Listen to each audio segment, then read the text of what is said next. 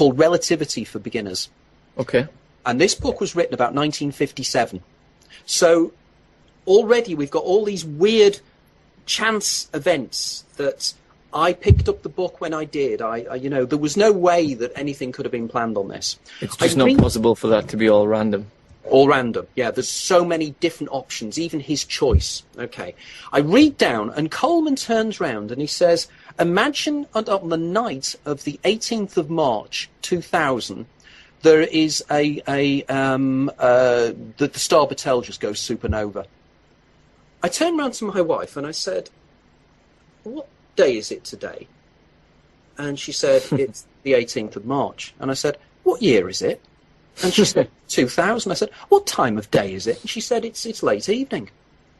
Now, my wife is a mathematician, so I turned round to her and I said, you tell me, what is the statistical chance of all those things happening? And me reading that on the absolute day, when you think Coleman would have had any day of any date of any year from the year 10,000 BC to 50,000 AD.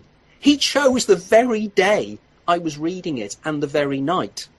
You can't get much more of a synchronicity than that, can you? Incredible. Now, you know that I mentioned this in my book, The Daemon. What you probably don't know, because it gets weirder, is that I'm a friend now of J.B. Priestley's son, Tom Priestley, who won an Oscar he was Oscar nominated for the movie Deliverance, by the way, which is another side story. And he's been to a couple of my lectures, including a talk I did on the National Theatre in London last year. And Tom wants me to write a book on his father's work, particularly his books on time. So there was an even more weird thing they're never ending, are they? They're all over the place for you, all these different synchronicities. They are. It's just about becoming consciously aware of it, isn't it? And then once you start to pick up on it. I think that's the thing, isn't it? I'm researching work for my latest book, which is going to be on out-of-the-body experiences. And only yesterday I picked up a book that I'd ordered. And in the book, the writer turns round and says that once you start to live in a kind of a psychic environment where you start to realize that you're manipulating the universe around you, and you realize that this universe is somehow linked with you, that these coincidences start to happen more and more and more and more. And they do. Like a snowball effect. Yeah, now there is a counter-argument to this, and people will turn around and say it's attention bias. And that's a psychological effect whereby, say, you've got a new car and you're driving along the road, you notice every other car is like your new car. That doesn't explain synchronicities, because synchronicities aren't things like that. These are rooted. These are things that Camera wrote a book about the roots of coincidence.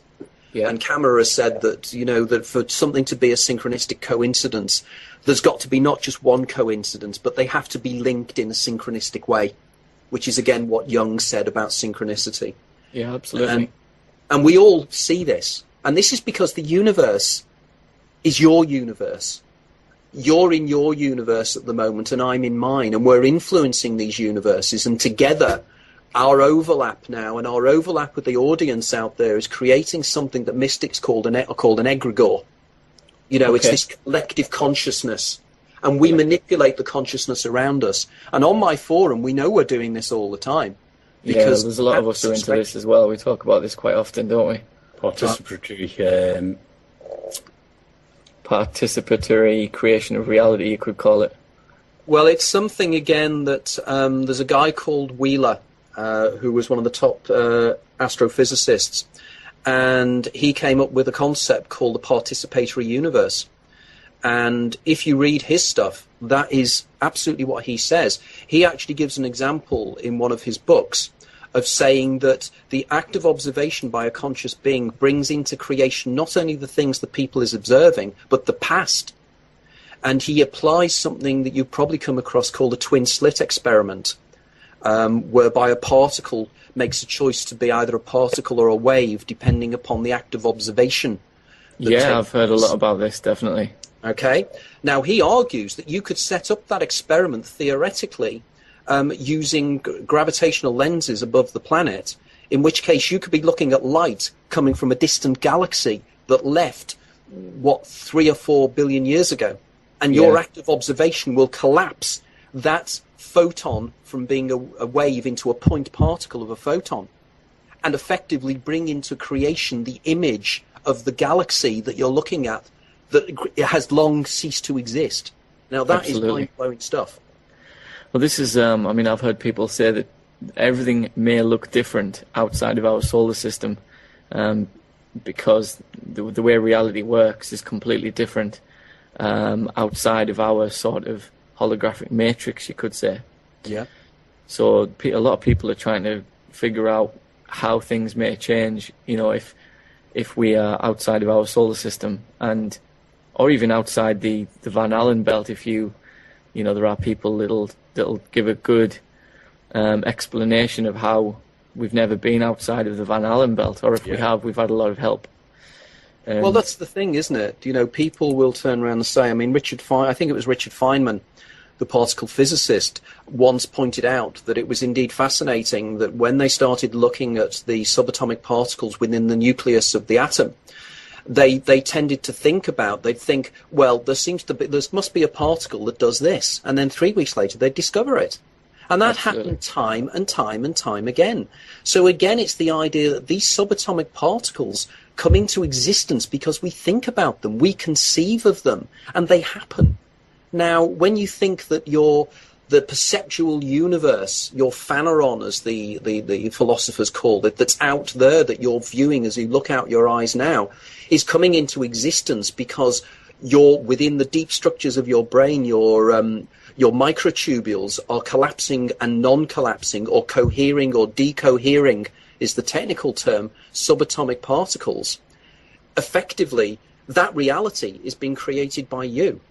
Absolutely. And it is, it's just a matter of we are not advanced enough or psychologically aware enough to manipulate the world around us to our own advantage.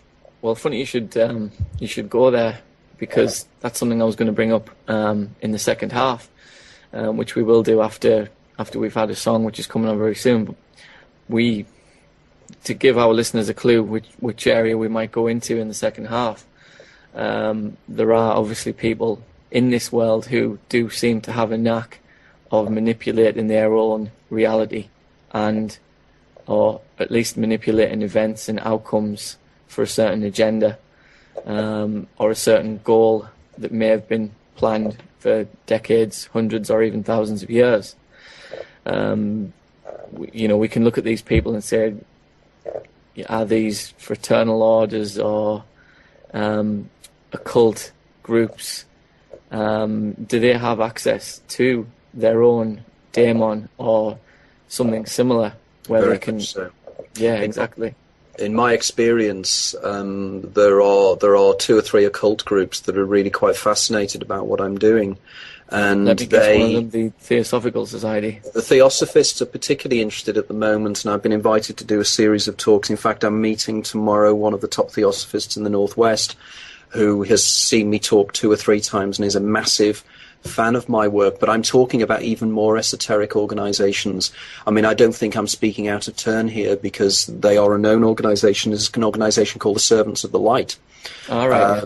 And the Servants of the Light, the top lady in that organization is a lady called Dolores Ashcroft Nowicki, and she's considered to be one of the most advanced magicians, esotericists alive at the moment. And she is such a huge fan of my work, it's embarrassing. It's Freemasons and whatnot. And a lot of people link that to certain rituals that are performed and initiated. And obviously these have certain levels where certain knowledge can be gained. Do you think these orders are basically initiating people into the secret that you're writing about right now? The more I've gone into this subject matter, the more I'm of the opinion that the things I'm talking about now are indeed things that have been known for many, many centuries at least by esoteric organizations and exclusive organizations. I'm particularly intrigued by a lot of Masonic belief systems. And indeed, The Secret History of the World is a book I recently read, and that really fascinated me because of some of the echoes of the things I write about. Now, what I have long suggested is that, we talk about the Holy Grail and everything else and all that peculiarities. Yeah, I'm of the bloodlines and opinion. whatnot. Yeah, now I'm of the opinion, and again I deal with this in my first book, that in fact the Holy Grail is not the bloodline of Christ. It is not the chalice that the blood of Christ was caught in on the day of the crucifixion. I think it's far more precise. I think it's to do with this duality that I deal with in my books.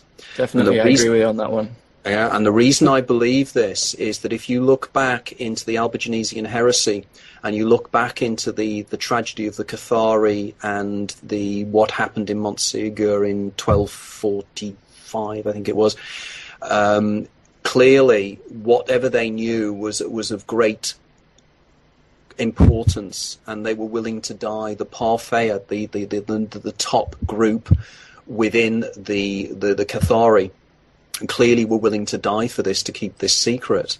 But if you look into the Cathari, what you will discover is that they're part of the greater Gnostic tradition that you have of the Kabbalists, the Sufis, and the Gnostic Christians. And indeed, I do a regular radio slot for a Gnostic radio station in America every 2 weeks, and we are pursuing this Gnostic link to my hypothesis at the moment. Absolutely. But effectively, if you start looking into this, you will find that particularly the hidden Gospels, the Gospels that were found at Nag Hammadi and the Dead Sea Scrolls, and you read into them applying my Daemon Eidolon hypothesis, it's startling, and this is why a lot of Gnostic groups are picking up on my ideas at the moment. I've got everything from particle physicists to theosophists. Everybody's interested in this. It's one of these ideas, once people come across it and look into it, as I say, it resonates so much with them. But I believe that if you start looking at a lot of the esoteric traditions, Aleister Crowley, for an example, Aleister Crowley, if you read a lot of Crowley, I should say, and you read a lot of Crowley's stuff, he's talking about his own duality. He Exactly. had this idea that there was a higher being that guided him. You look at an awful lot of the Rosicrucian belief systems, they have this duality thing. And as I was mentioning to you as well, one of the groups that are fascinated by my work is an organization called the Servants of the Light. And indeed, if you go onto their website, you'll have Dolores Ashcroft Nowicki, who's the top lady in that organization, wonderful lady, actually advises that all members of the SOL should, as a matter of course, read my first book. And Brilliant. And when I did a lecture for them, which I was invited to do, and I witnessed some of their ceremonies, Dolores introduced my work by saying that Anthony is doing the science of the things we have known for many, many centuries. And indeed, I've been approached by Buddhists. I had a Buddhist monk who visited me from Australia 2 years ago to tell me that my hypothesis had done the science behind Buddhism. I've been invited to do a lecture at a Sufi monastery in northern Cyprus because the Sufis like what I'm doing. Excellent. Now the Theosophists are into it. The list just goes on and on. But I sometimes worry. There are friends of mine that are slightly more conspiratorial than I am. Yeah. And they very much say I need to be extremely careful, because what I'm doing is I'm digging into some very, very dangerous areas, and just to watch out. One friend of mine, one associate of mine, is a guy called Jake Horsley, who wrote a wonderful book called Matrix, the Matrix Warrior Being the One. And I strongly advise if you can get him on for interview. He's an amazing guy. And Okay. Jake has long warned me about this, and he said, what's going to happen to you is you're going to be deodorized, and the next thing you're going to be on Oprah Winfrey, watering down your ideas and your hypotheses, which I'm a long way from going that far.